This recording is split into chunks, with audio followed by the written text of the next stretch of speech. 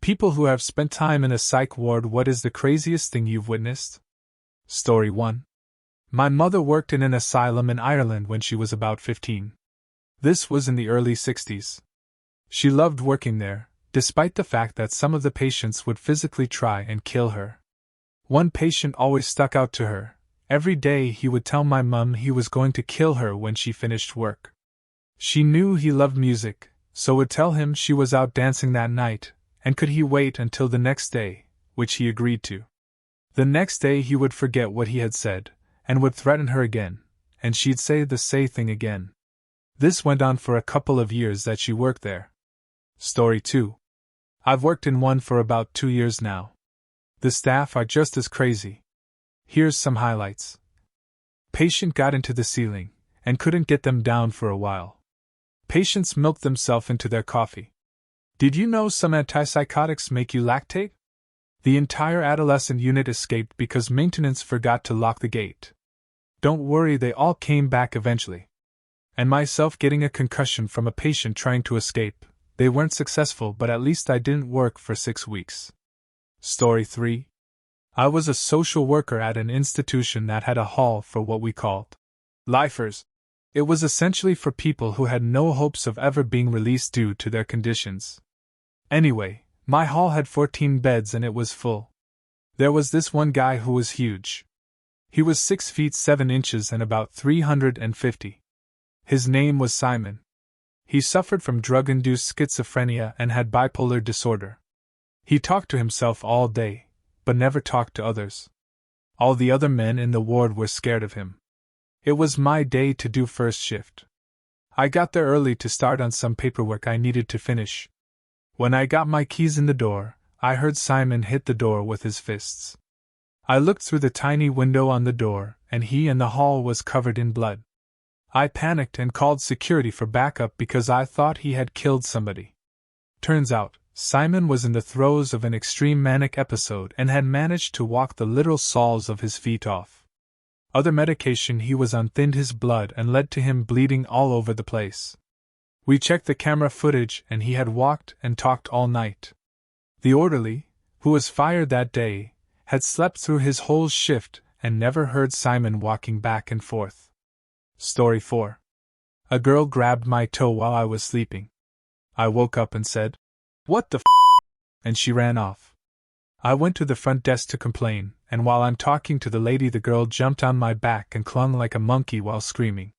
It was bizarre. I threw her off me and the lady just said, "Sorry about that. LOL. Story 5. Not super crazy. Just odd.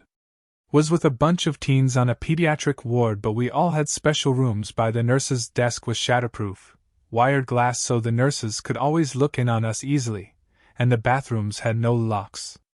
Myself and another girl were in for anorexia.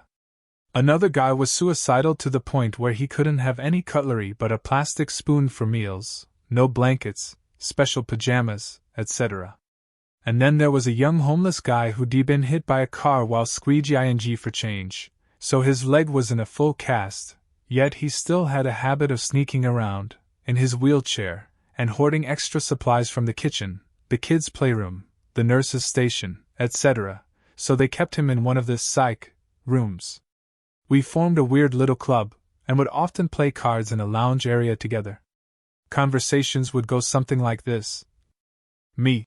"Hey, does anyone want this cheese? I snuck it into my pocket so nurse thought I ate it." Homeless kid. "Mine. Dibs. Here, you can have these beads I swiped from craft time." Other anorexic. "I'll get you some ice cream and saltines if you find me some sewing gear. I'm gonna sew some batteries into my hair scrunchie for my next weigh-in day." Suicidal kid. "Do you think I'd die if could scoop my eyeball out with a spoon?" And so on. It was a very bizarro time in my life. Story 6.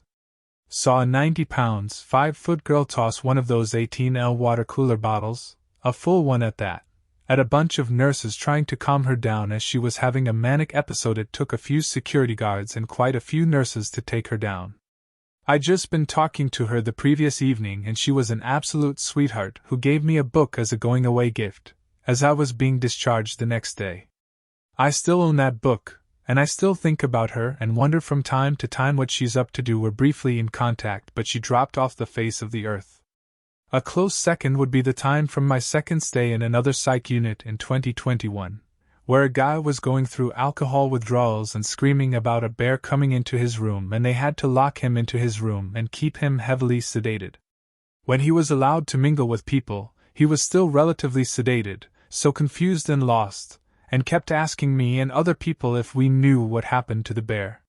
Pretty sure he was an absolute hardcore alcoholic that had fried his brain, and I felt pretty bad for him. Story 7. Guy had a tattoo carved into his neck. Apparently he took a pen in his fist and repeatedly carved it into his skin right on his neck. It looked very scratchy and was still red despite it apparently being pretty old. You know how really young kids grip a crayon in their fist and grind it against the paper really hard? If you made a fist with your left hand and put it below the left ear, that was exactly how he must have done it. Story 8. The saddest thing ever.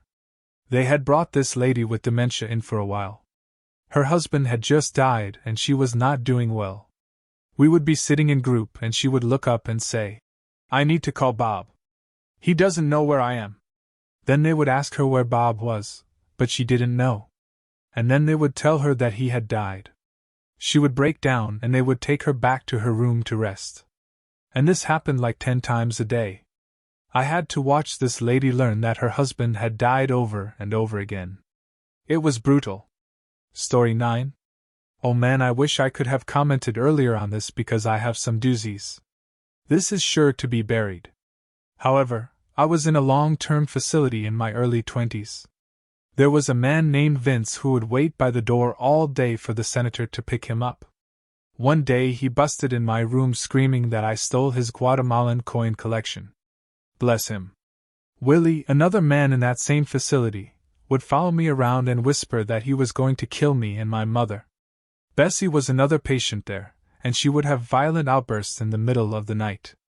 She fought 2 staff members and was subsequently transferred to a more appropriate facility for her, not jail. In a different facility I was in, a woman named Catherine would go into people's rooms while they were in group therapy and try on their underwear. I've been in multiple facilities and met tons of interesting people, but these were the standouts. Story 10. I visited the psych ward as a psychology student, part of a mandatory course, and spent a couple of days there practicing interviewing patients. My personal worst memories are the old man who was catatonic, and who could have died without anyone noticing for I don't know how long. He looked dead all the time, and the lady who kept picking the worms she hallucinated off her skin. I can't imagine what it must be living like that, but it's heartbreaking to watch. I knew some of them had been violent. I knew the ward was locked for a good reason, but these 2 haunted me the most. Mental health matters. Please take it seriously. Story 11. Nothing crazy really happened, just the kinds of things you would expect to happen when you house 20 people with various mental health issues together in a supervised environment. One girl wouldn't talk for the first 2 days she was admitted, and refused to sit in the chairs in the dining room. She just laid on the floor. I saw a total hardcore biker gang looking dude who was at least 6 feet and 225 pounds weeping tears uncontrollably. Me and about 5 other patients that were close by just went and sat with him and put our hands on his shoulder, but we didn't say anything. There was one guy who thought that there were cryptic messages specifically for him being transmitted through the TV and written in the newspapers. I kept clear of him. Another man would routinely ask me if it was AM or PM. He had no perception of the time or the date. It was sort of sad and I never got annoyed with reminding him when he asked.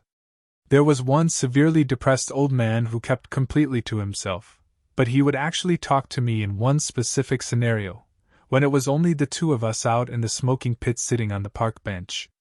He was a very smart man with an entire lifetime of wisdom to share, only in very small doses. He had never seen a vaporizer before in his life until I used one sitting next to him, so that was the worldly wisdom I was able to give him. Each room had a TV in it, but they were literally tube TVs from the early 2000s, big black boxes with a bubble screen, which I thought was hilarious lol. Story 12. I was in one with people who were mostly in for suicidal ideation. One patient was a nice young girl who did not eat anything the entire week I was there. A few months later I was at the grocery store, and she was working there but was getting fired by what looked like a horrible bully of a manager. Watching her walk to her car absolutely defeated broke my heart. I hope she is doing better now. Story 13. My great-aunt used to work in one. It was a while ago, so things have improved. She described one woman who would just walk around carrying a doll everywhere, and clearly not in the right state of mind. When my great-aunt asked why the woman was in there, it turned out that she had a child before marriage, so her baby got taken off her, and she got sent to the mental institution. Another one had been in there since he was a boy. He had stolen an apple and kept it until he was in his 80s when he got kicked out due to budget cuts. Story 14. Work in a hospital that has a psychiatric unit, and I am in the float pool, so I get sent to that unit occasionally. Few months ago I was there. A patient attacked one of the counselors, detached his eye from the socket, and he is now blind on that side. Second craziest was someone eating their poop straight from the tap.